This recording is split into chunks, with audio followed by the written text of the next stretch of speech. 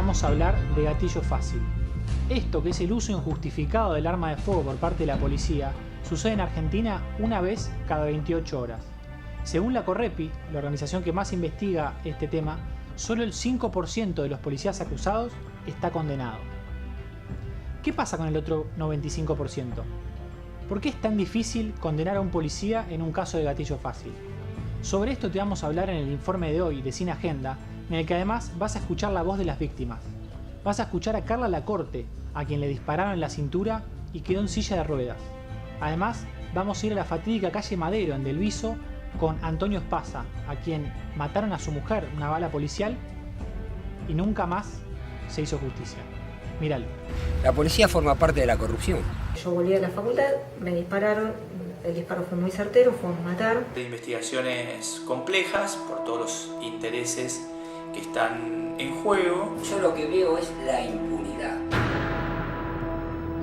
23 de diciembre, ciudad de Del Viso, provincia de Buenos Aires.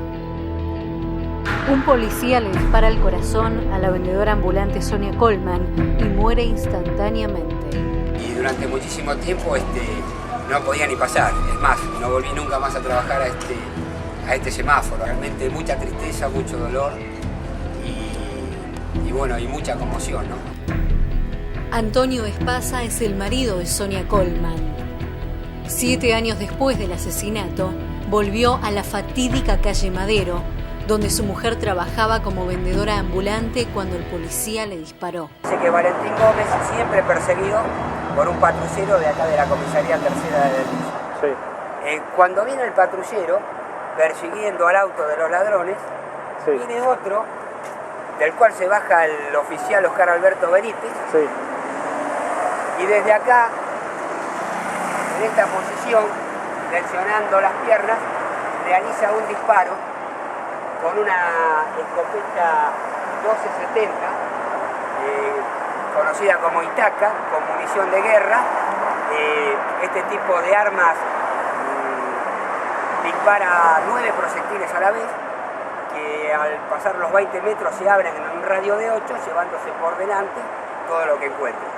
Y así fue que Sonia Colman, que se encontraba a 36 metros del lugar, totalmente ajena al hecho y trabajando, recibe uno de esos perdigones en el corazón, la bala le queda incrustada en los pulmones y bueno, le produce la muerte de forma casi inmediata. El oficial Benítez siguió cumpliendo funciones y cobrando su sueldo.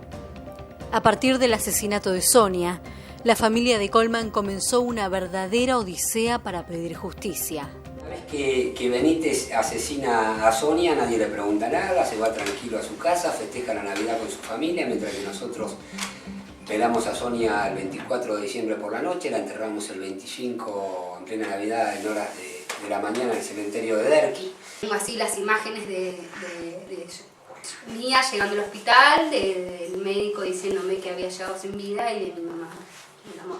Yo estaba acá y escuchaba una voz que lloraba, que gritaba así. Y yo pensé que era un vendedor.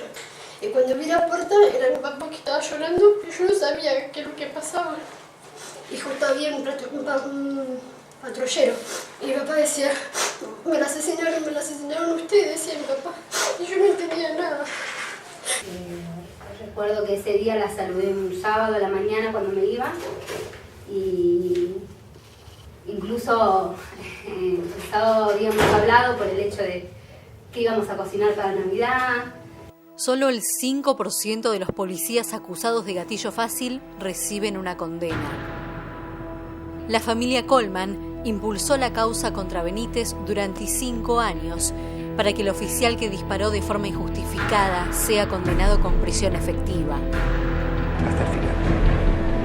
Yo quiero justicia, sus familiares quieren justicia, sus amigos, sus vecinos, sus compañeros quieren. Hay un pueblo que quiere justicia y no vamos a parar hasta que la tengamos. Para la familia, recién hoy, Sonia Colman puede descansar en paz.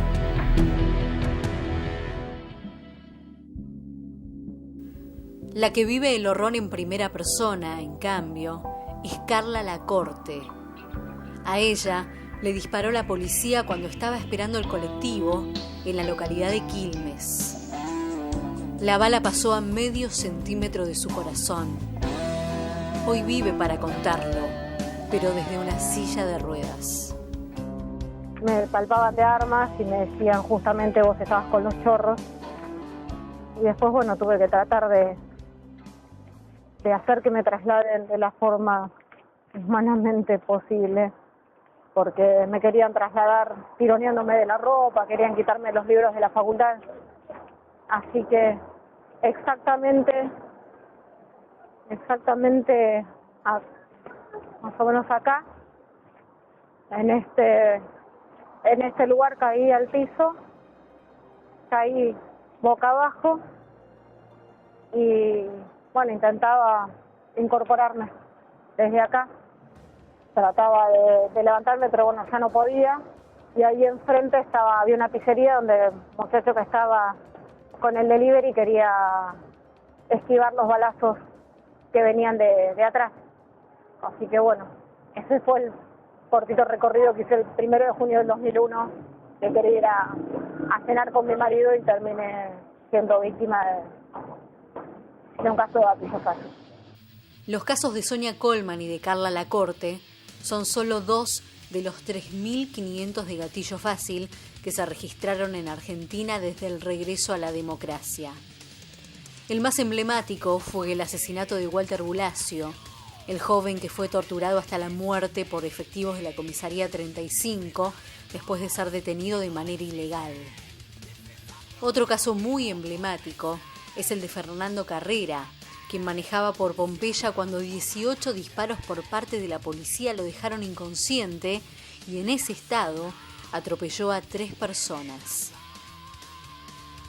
El documental The Rari Horror Show de Enrique Piñeiro indaga en profundidad sobre cómo los efectivos le plantaron un arma para simular que había sido un tiroteo. Carrera fue condenado a 30 años de prisión, por los que cumplió 7 hasta ser absuelto por la corte. Hoy, el caso está en el tapete después de un nuevo fallo condenatorio. Era el 2001, Rucauf hablaba de que había que meterle bala a los delincuentes y lo mío fue una consecuencia directa del metabala, y no importaba lo que pasara, había que meterle bala a lo que pasara con tal de, según Rucauf, terminar con la delincuencia. Casos de gatillo fácil pueden tener distintos desenlaces, pero en el caso de ser homicidio, por una reforma legal que hubo al Código Penal en el año 2003, es una figura específica prevista dentro del ordenamiento del Código Penal. El Código Penal se divide en 2 grandes partes, la parte general y la parte especial. La parte especial es donde se establecen concretamente a través de tipos penales los distintos delitos. Hay un homicidio agravado que está previsto en el inciso 9 del artículo 80, que es la figura aplicable a este tipo de casos, que son aquellos casos en los que integrantes de la fuerza de seguridad o del servicio penitenciario, en el abuso de sus cargos, de sus autoridades, producen la muerte de otra persona. Yo volví a la facultad, me dispararon, el disparo fue muy certero, fue un matar. El fiscal dijo que era muy peligroso cuestionar el accionar policial. Entonces, al gatillo fácil se le suma la impunidad que le da la justicia a los casos de gatillo fácil. Desde ese momento, el fiscal general de Quilmes, Draghi, le da una línea de no investigación a este caso, porque a partir de ese momento se habla de lesiones culposas, como que Salmo hubiera disparado sin querer. La institución que comete el delito en general es la misma que se encarga de investigar y hacer las pericias. Eso fue lo que facilitó, entre otras cosas, que Fernando Carrera pasara años en la cárcel o que el oficial Benítez siguiera en su cargo tras el asesinato de Sonia Colman. Cuando la matan a Sonia, que lo dejan estar tranquilamente a Benítez, ¿no? Como yo siempre digo, se fue a festejar la Navidad con su familia, mientras que nosotros la velábamos a Sonia el 24 de diciembre por la noche y la enterramos el 25 en plena Navidad en hora de mediodía acá en el cementerio de Presidente Derqui. Lo que ellos salieron a decir de que Sonia había quedado en el medio de un enfrentamiento, cuando los rateros que habían robado la billetera con 80 pesos no tenían armas y bueno, se comprobó que en ningún momento ni tenían, ni tiraron, ni nada. De este tipo de casos, básicamente tiene que ser efectuada por una fuerza de seguridad distinta a aquella a la que se le imputa la comisión del hecho penal. Esto es, si el sospechado, porque rige el principio de inocencia, obviamente hasta que no haya una condena, la persona es sospechada, es imputada de la comisión de un delito, pertenece a una fuerza de seguridad determinada, como puede ser, no sé, la fuerza de seguridad que se nos ocurra, la Policía Federal, la Policía de la Provincia de Buenos Aires, quien sea el personal que actúe en esa investigación regida por un fiscal si estamos en un proceso acusatorio o por un juez si estamos en un proceso inquisitivo, tiene que ser una fuerza de seguridad distinta a la que se está investigando. Que ellos llaman lo que se llama en la jerga el perro, que es un arma que llevan en la guantera. Entonces, ante un caso así, siempre a la víctima le colocan un arma para decir de que primero tiraron ellos, ¿no?, los chorros, y la policía repele la agresión y lamentablemente le da muerte. Para el policía Alberto Martínez, titular de la Federación Argentina de Sindicatos de Policías, todo se debe al alto nivel de violencia al que están expuestos los uniformados. Para él, son más los efectivos que son asesinados por delincuentes que los civiles afectados por el gatillo fácil. El principal factor es un factor cultural. Hay una tendencia muchas veces a pensar que el policía también es fiscal y es juez. Y después está a un paso de ser verdugo. Pero en realidad yo veo, digamos, acá no tenemos demasiados casos, un caso es mucho, pero digo, de lo que históricamente se venían dando enfrentamientos y este tipo de cosas, nosotros hemos tenido más bajas propias que por allí otros caídos, otros ciudadanos, llámense delincuentes o presuntos delincuentes, caídos bajo balas policiales. O acá tenés un enfrentamiento, mató a un delincuente y al otro día tienen que ir a la comisaría porque no tienen gente. Es decir, entonces esa persona entra en lo que se llama un trauma permanente que le queda por el hecho traumático, violento que ha vivido, donde ha estado en juego su vida, y tiene que seguir trabajando. No tiene ningún tipo de atención, no tiene ningún tipo y además tiene que ir a hacer adicionales.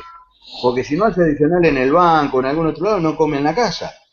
Entonces esto es un cóctel explosivo, ¿viste? Este es el gran problema, de la cual nosotros somos corresponsables también porque debemos asumir como sector profesional, como sector de trabajadores, errores que hemos cometido. Una vendedora ambulante trabajando en la calle, una estudiante que vuelve de la facultad. Cualquier ciudadano puede ser víctima del gatillo fácil. Esta problemática se ha cobrado más de 200 vidas en el último año. De los 4.500 casos que se tienen registro, la mitad sucedieron de 2003 a la fecha.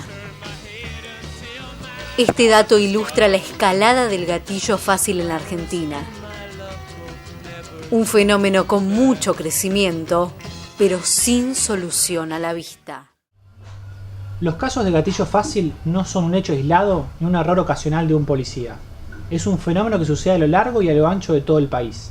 Esto, que es central en el informe que acabamos de ver, lo vamos a hablar con Mariana Galvani.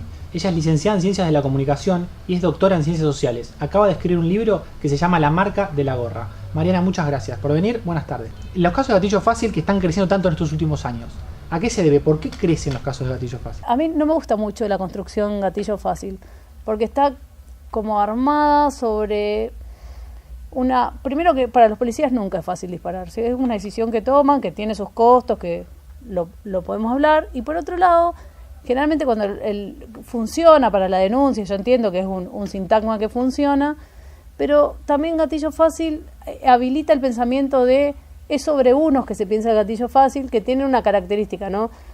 Víctimas inocentes, ¿no? Está pensado aquellos que mueren y no tendrían que haber muerto, y a veces abre otra posibilidad o tapa otra cosa, que es, entonces hay algunos a los que sí se puede matar. Claro. Pensados de esa manera, si bien sirven para la denuncia y resuenan para el periodismo y fueron útiles, si querés, como para mostrar cierto estado de cosas, niega otro estado de cosas. Entonces, solo son llamados casos de gatillo fácil aquellos casos donde se presume que el muerto no cometió ningún delito, por ejemplo. Entonces, si alguien comete un delito, podría ser matado por la policía. Claro, claro.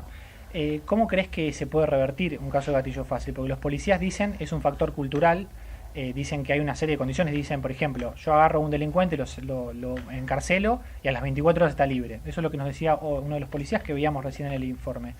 ¿Qué pensás? ¿Crees que esto se puede revertir? La policía no imparte justicia. La policía actúa en caso de flagrancia, pero la policía no imparte justicia, mucho menos la pena de muerte. O sea, el policía puede quejarse, puede decir que su trabajo es infructuoso, pero de ninguna manera es el que establece si alguien debe vivir o debe morir. Claro. Entonces, eso por un lado. Y por otro lado, también hay ciertas metáforas que resuenan en el paradigma de la inseguridad, de esto que se construye como el paradigma de la inseguridad, que es también esto de la puerta giratoria. Si uno va a las cárceles que están superpobladas, esta puerta es más bien un embudo, les diría yo, es un embudo donde la gente entra y no sale, porque es muy difícil salir una vez que el sistema penal te tocó, es muy difícil deshacerte de eso, de no volver, de no ser reincidente. Y para eso habría que cambiar el sistema penal, habría que poner mayor cantidad de dinero del Estado en las cárceles. ¿Cómo se puede revertir? Yo podría explicarte cómo funciona eso, no sé si cómo ¿Qué medidas para vos se podría revertir, pero primero es pensando en qué delito, o sea, pensando cuáles son las políticas de seguridad, en qué delito estamos pensando cuando hacemos políticas de seguridad, qué delitos nos interesan, porque a veces hay graves delitos que se dejan pasar o que como no afectan la cotidianidad, sí nos afectan, ¿no? Delitos gravísimos como Cavallo cuando estatizó la deuda privada, digamos, nos afecta, nos sigue afectando, años y años de afectación, digamos, pero bueno, no pareciera degradarnos en nuestra vida privada como cuando te roban una billetera o cosas peores. Entonces, ese delito que atenta contra esta cotidianidad es el delito que se persigue. Muchas veces esos delitos más grandes son los que producen, por ejemplo, los desarmaderos. Una política de desarmaderos tendría más sentido que una política sobre el robo de autos, porque atacar ese delito complejo, ese delito organizado, va a redundar en que se roben menos autos. Uno de los policías decía, uno de los titulares del sindicato, que tampoco es legal, quiero que hablemos sobre esto, decía que hoy la formación que tiene la policía es muy pobre, es peor a un colegio secundario, es muy mala la educación. Vos casi investigaste este tema. ¿Cómo es la formación de un policía y si te parece que esto afecta a la hora, por ejemplo, a hablar de gatillo fácil? Sí, hay dos problemas. Uno es el abuso y otro es la negligencia, ¿no? Como son dos problemas distintos, cuando alguien abusa de su autoridad o cuando alguien es muy tonto y no puede cumplir bien su trabajo. Fueron subiendo los índices de escolaridad y la forma en que se fue enseñando a los policías. Sí, se sacan muy rápido, ¿no? Un policía, un suboficial está entre 4 y 9 meses en la federal y otro tanto en la policía bonaerense, o sea, por ejemplo. 4 meses sos policía. ¿Entrás a estudiar? Sí, 9 meses en este momento, por ejemplo, en la federal, que es como se estiraron los tiempos. Pero bueno, eso me parece que la policía no puede ser mirada en sí misma, sino en relación con... Porque también hay un pedido social, aparece el paradigma de la inseguridad, ¿no? Ante la inseguridad, el reclamo popular es más policía, más tecnología, más cámaras en general o más tecnología, si querés. Pero, bueno, más policía implica que el Estado responde a eso, sí, produciendo policías más rápido, claro, sin pensar qué policía, para qué delitos, para qué se sacan más policías más rápido. Entonces, para eso, con más seguridad hay más policías, o sea, con más bala, con más policías hay más seguridad para la sociedad. Y es también en cómo estás encarando la seguridad. Si la inseguridad la estás pensando solo vinculada a ese pequeño delito, solo vinculada al delito contra la propiedad privada y las personas, delitos que pueden ser graves en la vida cotidiana, pero que socialmente no están pensados, y no sé, más policía deja más tranquila a la gente, ¿no? Eso sería como pareciera callar un clamor. Entonces el populismo punitivo, ¿qué hace eso? Entrega lo que la gente está pidiendo. Y ahora pareciera no haber diferencias, digamos, entre ningún sector, que la clave es producir más policías, digamos. Claro. Cuando los policías por ejemplo, con estos casos que vos mencionabas, los policías terminan siendo artífices de la inseguridad, ¿no? Porque si vos hablás de una persona que venía caminando y la policía la mató por haber actuado negligentemente o por haber abusado de su fuerza, entonces estaría provocando inseguridad, no paliando la inseguridad. Entonces, como me parece que hay que pensarlo más generalmente. Bien, antes de terminar, hablamos de la sindicalización policial. Hoy es uno de los fenómenos que afecta a la policía. El otro es la municipalización, sobre todo en la provincia de Buenos Aires. Quería conocer tu opinión sobre estos dos procesos. ¿Se tiene que sindicalizar la fuerza o no? Yo creo que los policías son trabajadores, un tipo de trabajador particular, pero así como los médicos también son unos trabajadores particulares, no podrían sindicalizarse, tal vez no podrían hacer huelga ni manifestarse de la misma manera que cualquier ciudadano, pero así como los médicos tienen que hacer una guardia mínima, tendrían que hacerla los policías, pero sí creo, a mí lo que me interesa es que los policías no tengan autonomía, que uno pueda discutir política de seguridad porque es la autoridad ejecutiva la que manda sobre los policías. Entonces, me parece que una forma de mantener el gobierno político de las fuerzas es teniendo un lugar donde ellos puedan quejarse de las cosas que pasan. Claro. De esta manera, como ellos están organizados laboralmente, ellos no pueden peticionar en forma conjunta, solo pueden peticionarle al jefe más inmediato. Imagínate que si el jefe te hace cometer un ilícito y lo querés denunciar, lo tenés que denunciar ante él, lo más probable es que te trasladen a un lugar que vos no querías, claro. Y o sea, penas peores, digamos. Sería un sindicato con algunas acepciones reducidas, digamos. Sí, pero aparte también es esto que hablamos al principio de cómo vos le pedís a alguien que le gritás su derecho ciudadano, le pedís que defienda los derechos de otros ciudadanos, claro. ¿No? Entonces me parece que por estas dos cosas, sí, por el respeto y la relación con la sociedad civil y por el gobierno político de las fuerzas, sí, el sindicato sería una clave a llevar adelante. El otro proceso que afecta hoy en la provincia de Buenos Aires sobre todo, y justo ahora en plena época electoral o preelectoral, es la municipalización de las policías. Es decir, cada municipio quiere tener su policía para poder controlarla. ¿Cómo evalúas este proceso? Y me parece que, vuelvo a lo anterior, bueno, cómo se está definiendo la seguridad y cómo estamos pensando esta política de seguridad, que me parece más una respuesta espasmódica de, bueno, a este pequeño delito y además esta tranquilidad la llevamos poniendo más policías municipales que se van a abocar seguramente a perseguir personas que son el objeto de estas agencias, pobres, jóvenes, con alguna adicción a las drogas. Así se monta ese paradigma que no genera más seguridad, sino que lo que hace es aísla una parte de la población, la hace no visible o la encarcela. Claro. Pero eso me parece que, otra vez, habría que repensar qué delito vamos a perseguir. O sea, independientemente de si está a manos de la municipalidad, de la gobernación o de nación, hay que repensar las fuerzas policiales. Sí, hay que pensar la seguridad. ¿Qué entendemos cuando hablamos por seguridad? ¿Qué delito nos parece que es el que está afectando a la gente? Y por ahí entablar una discusión, si querés, con estas demandas apresuradas. Y decir, no, pero para que un policía sea mejor necesito formarlo más tiempo, claro, necesito ir a esa profesionalización, necesito, claro, poder gobernarlo. O sea, me parece que plantear, volver a barajar de nuevo y no responder con estas respuestas populistas, que son las que se vienen dando hace un montón de tiempo. O sea, se incrementa en los últimos 20 años, las fuerzas crecieron, se multiplicaron geométricamente y pareciera que la demanda de seguridad cada vez es mayor. Claro.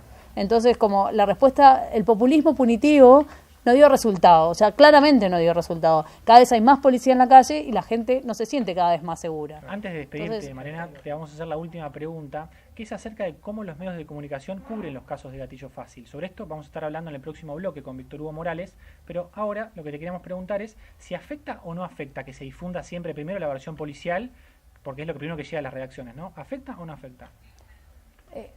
Bueno, la institución policial, la policía en general, cuida de una manera que nosotros podríamos decir mala manera a sus hombres y los protege o trata de protegerlos muchas veces y otras veces se desprende de una culpa institucional excluyéndolos, ¿no? Pero me parece que los periodistas sí, esto que te decía, perdieron mucho lo de chequear la fuente, ¿no? Lo de más de una fuente, ¿no? Era como una regla del periodismo y muchas veces por la misma formato del trabajo periodístico y por los cierres y por la presión y porque cada vez hay menos periodistas en las redacciones y el periodista cada vez está más adentro de la redacción y menos mirando lo que pasa. Bueno, se basa en esa fuente, a veces porque les llegan de la policía y a veces porque ellos mismos tienen contacto en las comisarías, llaman por teléfono y pueden resolver una nota rápidamente con esa primera impresión. Y ratifican o reifican aquello que la policía vio, digamos. En este caso, por ejemplo, a Fernando Carrera se lo mostraba como un delincuente al principio, después como un inocente, y hoy ya se puede hacer cualquier hipótesis sobre este caso. Sí, también esto de tener la primicia, ¿no? De decir algo que otro no haya dicho. El caso Pomar, digamos, que fue habló de todas las negligencias juntas, ¿no? Como muchas agencias confluyeron en no haber hecho bien su trabajo, y bueno, ahí los periodistas también tomaron primero partes policiales, después cada vez más inventos por esta presión de la noticia o de lo noticiable rápidamente. Bueno, muchas gracias, Mariana. Quédense que en el próximo bloque vamos a hablar sobre este mismo tema que hablábamos recién con Mariana, nada más y nada menos que con el periodista Víctor Hugo Morales. Vamos al corte y volvemos. Tal como te contamos en el bloque anterior, ahora vamos a hablar con Víctor Hugo Morales sobre cómo los medios de comunicación cubren los casos de gatillo fácil y cuál es la repercusión que generan los hechos. Mirá el tape. La mayoría del periodismo de la derecha tiene la tendencia de reclamar mucho castigo, mucha mano dura, mucha persecución de jóvenes, mucha estigmatización, es decir, todo lo que juegue con la idea de protección social de los ámbitos un poco más privilegiados, etcétera, de la sociedad. Así que tardan, alguna vez lo detectan y es justo decir que si lo detectan y es muy claro, puede ser que tengan una actitud correcta.